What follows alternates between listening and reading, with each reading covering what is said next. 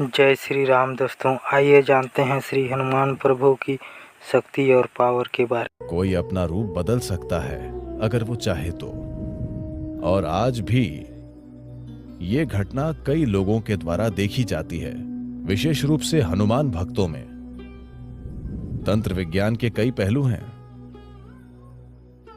एक वेद इसके लिए समर्पित है।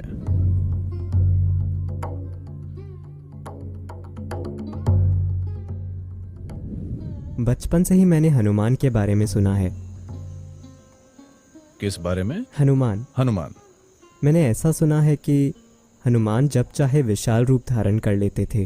वो उड़ा करते थे। वो बहुत छोटे भी बन जाते थे, जैसे वो अपने शरीर को बहुत छोटा कर लेते थे। क्या ये सच था या केवल कोई कल्पना थी, या कोई प्रतीक, या वैसा कुछ था? धन्यवाद।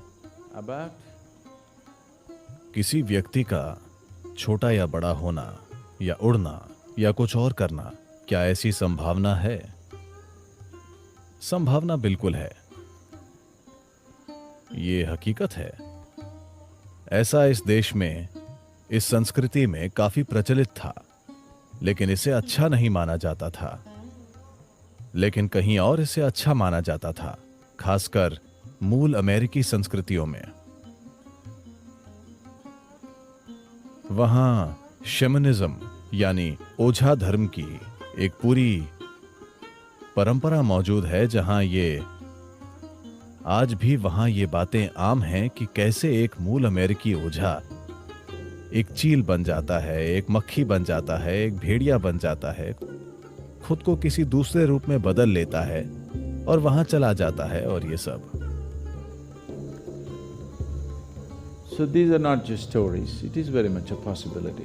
तो ये सिर्फ कहानियां नहीं हैं, ये बिल्कुल एक संभावना है कि कोई अपना रूप बदल सकता है अगर वो चाहे तो। ध्यान लिंग में एक पैनल है जहां किसी ने खुद को एक ऐसे रूप में रूपांतरित किया था जो किसी दूसरे व्यक्ति के लिए मायने रखता था। क्या आपने देखा है? आपको पता नहीं था? तो लोगों का अपनी सुविधा के अनुसार वो जैसा चाहे वैसा रूप ले लेना, ये कोई नई बात नहीं है या ये कोई अनसुनी बात नहीं है। दुनिया के लगभग हर हिस्से में ये मौजूद है। इन दिनों खासकर इसका एक बड़े पैमाने पर प्रचार किया जा रहा है उत्तर अमेरिकी और दक्षिण अमेरिकी ओझाओं के बारे में। About shamans. ओझाओं का चील बन जाना और भेड़िया बन जाना, ये दो रूप उनके लिए बहुत आम हैं। यहाँ ये कोई अनसुनी बात नहीं थी, लेकिन हमारी संस्कृति में इसे अच्छा नहीं माना जाता था। वहाँ इसे अच्छा माना जाता है क्योंकि ये आध्यात्मिकता नहीं है, ये तंत्र विद्या है।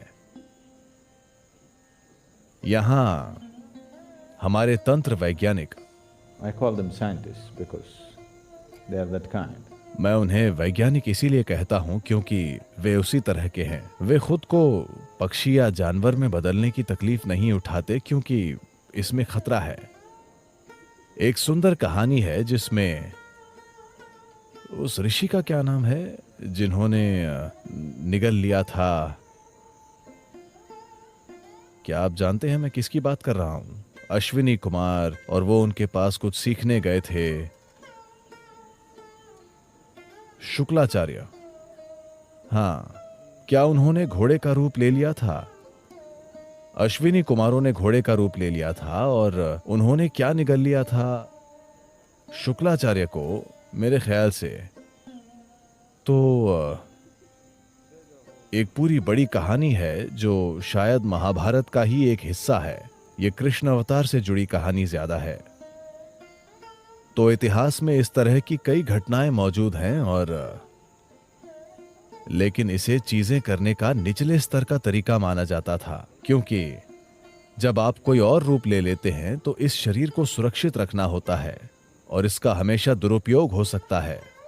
तो ऐसी घटनाएं हुई हैं जहां किसी ने अपने शरीर को थोड़ी सुरक्षा के साथ वहां छोड़ दिया, और मान लीजिए वो एक चील बन गए और कुछ समय के लिए उड़ते रहे, लेकिन जब वो चील वापस आई तो शरीर वहां नहीं था। तो अब वो चील क्या करेगी? चील आकर यहां बैठती है और कहती है, मैं एक योगी हूं, दयनीय स्थिति है ना।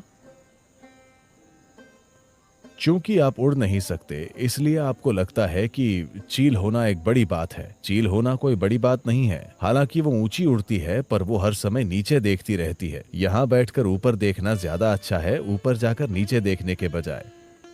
वाकई। तो